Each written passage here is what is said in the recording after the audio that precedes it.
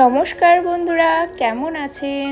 আশা করি সবাই খুব খুব ভালো আছেন। আর শর্মিষ্ঠা বিশ্বাসের নতুন আরও একটি ভিডিওতে আপনাদের সকলকে জানাই অনেক অনেক স্বাগত। আজকে হচ্ছে রবিবার, আর আজকে কিন্তু কাজের একদমই সেরকম চাপ নেই, কারণ এই যে শনিবারের দিনকে মোটামুটি অনেক কিছুই বলতেই পারেন সমস্ত কিছু যে জামা কাপড়গুলো কাচাকুচির থাকে সেগুলোও এক্সট্রা করে কেচে রেখে, আর শুধুমাত্র বাকি থাকলো এই যে প্রত্যেক দিনের ঘর মোছা আর এই যে ঘর একটু ঝাড়ু দেওয়া, সেগুলোই কিন্তু আজকে রয়েছে। আর রবিবার মানেই হচ্ছে ছুটির দিন, প্রত্যেক ফ্যামিলিতেই কিন্তু আজকে ছুটির দিন, আর প্রত্যেকের বাড়িতেই কিন্তু আজকে একদম সকাল থেকে রাত্রি পর্যন্ত কিছু না কিছু স্পেশাল খাওয়া দাওয়া হতে, সেরকম ভাবে আজকে আমাদের বাড়িতেও কিন্তু আজকে একটু স্পেশাল খাবারই হবে। এখন কিন্তু মর্নিংয়ে ব্রেকফাস্ট আমি বানাতে চলেছি ধোসা, মশলা ধোসা বানাবো। তার জন্য কিন্তু এই যে চাল আর বিউলির ডালটা আগের দিন রাতেই ভিজিয়ে রেখেছিলাম, মনে করে প্রায় দিন ধরেই ভাবি যে একটু ধোসা বানাবো আর চাল ডাল ভিজিয়ে রাখবো, তা হয়ে উঠতো না, তবে আজকে সেটা পূর্ণ হতে চলেছে। তবে এই যে আগের দিনকে আলুর তরকারিটা বানিয়ে রেখেছিলাম, যেহেতু মশলা ধোসাতে একটু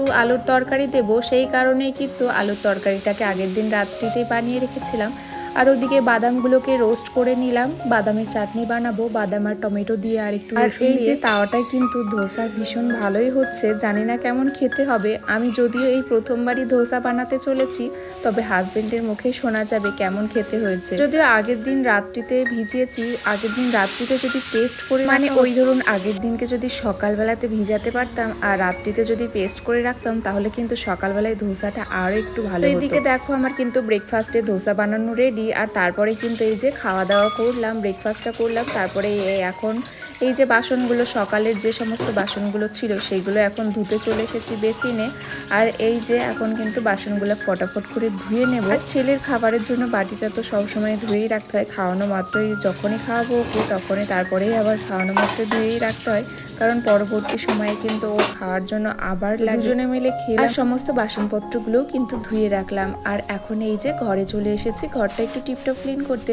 আগের দিন রাত্রিতে যদিও ঘরটাকে একটু গুছিয়ে রেখেছিলাম, সকালবেলায় ছেলে কিন্তু আজকে খুব তাড়াতাড়ি উঠেছিল, কারণ ওর বাবা যেদিনকে বাড়িতে থাকে ঘরে থাকে মর্নিং টাইমে, সেই দিনকে কিন্তু ও খুব সকাল সকালে উঠে পড়ে, মোটামুটি ধরুন ওই 7টা নাগাদ।